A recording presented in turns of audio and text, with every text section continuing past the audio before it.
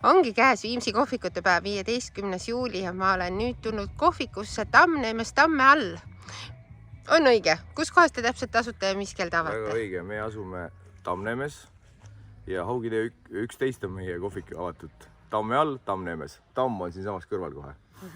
Ja mida te täpselt täna süüa pakute? Noh, siin söögitegijad ise räägivad. Jaa, et esiteks me teeme kohvikut 2 perega.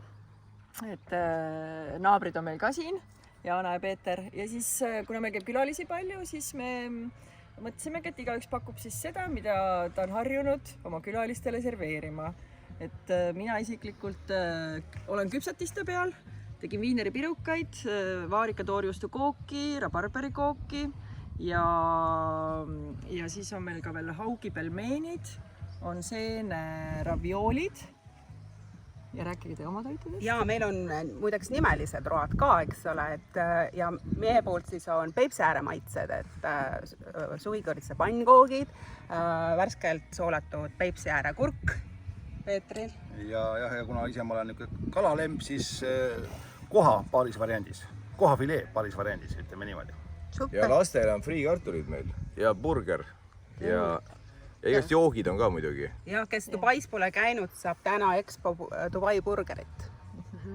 Ja ruumi siin jägub, ma vaatan, hoov on suur ja lastele on batuut hüppamiseks, nii et lapsed on kõik siia kindlasti oodatud. Väga oodatud. Ja meil endal ka lapsed siin ja need kõik siin hüppavad ja ujuvad. Basseinis saab ujuda ka, kui tarvis. Lausa nii. Ja tenniseväljakul saab tennist mängida. Ja tenniseväljakul tennist mängida. Aga kohtumiseni siis kõigiga täna siin Tammneemes Tamme all. Naudime tänast päeva. Ootame alates 12.